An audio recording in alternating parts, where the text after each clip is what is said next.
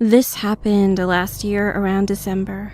I was a sophomore and both my parents worked until 11 p.m., so by the time they came home, I was either asleep or playing on my phone.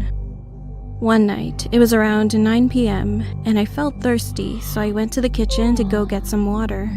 When I glanced over and looked through the window of my door, there was a shadow of a person. I was very paranoid about these types of things, especially since I was home alone. I mean, it was really weird. Like, there was someone just standing in front of my doorstep, and they didn't even knock or ring the doorbell. So I went to the front door slowly and looked out the peephole to see who was standing there. And what I saw was heart-stopping. It was a man in his late 30s or early 40s.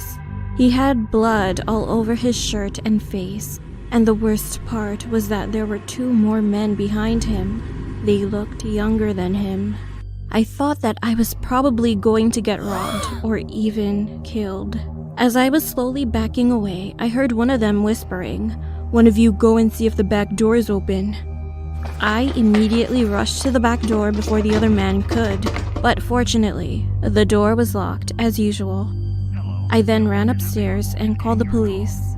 They wanted me to stay on the phone with them, but as soon as they said that, I could hear the back gate being crushed. I was frightened, but tried not to scream as hard as possible. However, not long after, I could hear both men trying to break the front door too. I realized that they managed to come inside, so I ran into the bathroom and locked myself in there. At least 3 pairs of footsteps were barging about the house. Eventually, they were going to come upstairs, so I opened the window, getting ready to jump. One of the men was coming upstairs slowly, and each footstep was getting closer and closer. And that was the moment. He tried to twist the doorknob to open the door, but as it was locked, he knew. He yelled to the other man, "Someone's hiding in there," and he continued turning the doorknob violently. Again, I forced my hands over my mouth so that I wouldn't scream. I literally jumped out of the window into a bush. I hurt myself a little bit from the fall, but there was no time to hesitate. I stood up and turned to my left, and what I saw was the most terrifying thing I ever saw in my life. 2 other men was sitting at the back of my house, like as if they knew the window was there. They were waiting for me to jump. I was frustrated when they both stared right into my eyes. However, I immediately ran towards the street as fast as I could, and those 2 men started chasing after me. I thought I was going to die, but just then, I could hear the police sirens nearby, and as I turned around, I saw both men running in the opposite direction.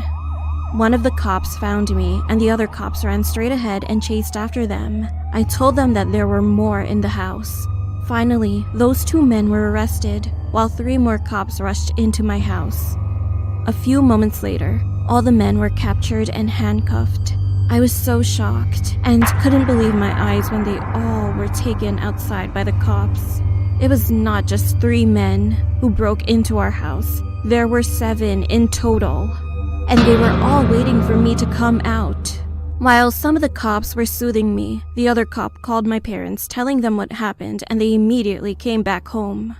Shortly after, it turned out that those 7 men found out that I was the only one inside the house, so they planned to break in. Since then, I never stayed home alone, and I would always sleep at my grandma's house whenever I had to stay alone. But still, I always fear the fact that another incident may occur someday.